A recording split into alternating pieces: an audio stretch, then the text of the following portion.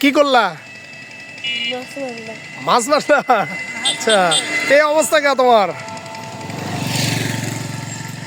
বলছি এই অবস্থা কা?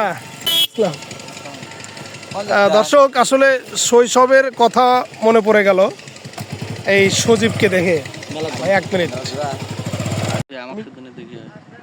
এদিকে আসো, তুমি পিছনে আসো। তুমি কতক্ষণ হলো মাছ মারতেছ? হ্যাঁ, কতক্ষণ মাছ মারলা? সকাল থেকে কতক্ষণ?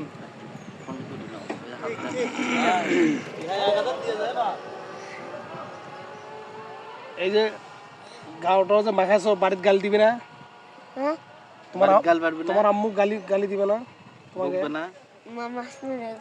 মাছ মারার কাছে এইভাবে তো গাও মাখাতে বলে নাই, শুধু মাছ মারতে বলছে, কিন্তু তুমি তো একদম সব মাখায় ফেলে দিছো। হ্যাঁ, শীত লাগছে, শীত লাগছে, ঠান্ডা লাগতেছে? এই যে বাবা, ঠান্ডা লাগতেছে? হ্যাঁ দর্শক, আসলে আমরা নিজেও ছোট যখন ছিলাম তখন কিন্তু ঠিক এইভাবেই আমরা মাছ শিকার করেছি। আমার এই ছোট্ট শিশুকে দেখে ঠিক শৈশবটা মনে পড়ে যাচ্ছে যে আমাদের শৈশবটাও এরকমই ছিল। আমরা এই কাদামাখা শরীর নিয়ে বাড়িতে যখন যাচ্ছিলাম তখন কিন্তু আমাদের মা আমাদের লাঠি দিয়ে পিটাইতো, বা অনেক সময় আমাদেরকে ধাওয়া করতো, বকাবকি করতো। তো এই স্মৃতিটা আসলে মনে পড়ে যায় যে এরকম একটা বাচ্চা থাকতে আমরা কিন্তু এইভাবেই অনেক সময় ফুটবল খেলাতেও আমাদের শরীর আসলে মেখে যেত।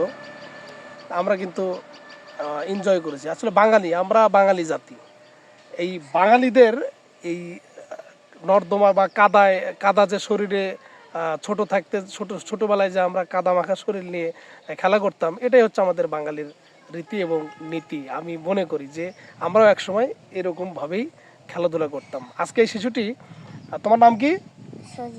সজীব। এই সজীব, ও কিন্তু সারাদিন মাছ মেরেছে, কিন্তু ওর হাতে দেখেন কোনো মাছ নাই, অথচ এটা ও একটা এনজয় করেছে যে এই বয়সে এভাবেই আসলে খেলাধুলা করতে হয়, বা মাছ শিকারের আশায়, মাছ মারার আশায় এরকমভাবেই খেলাধুলা করতে হয়, বা ওর মন থেকে কিন্তু এটা আসলে মেনে নিয়ে ওই পুরো শরীরটাই কিন্তু এই কাদো দিয়ে আসলে একদম লেপ্টে গেছে বলতে গেলে। ধন্যবাদ সবাইকে, ভালো থাকবেন।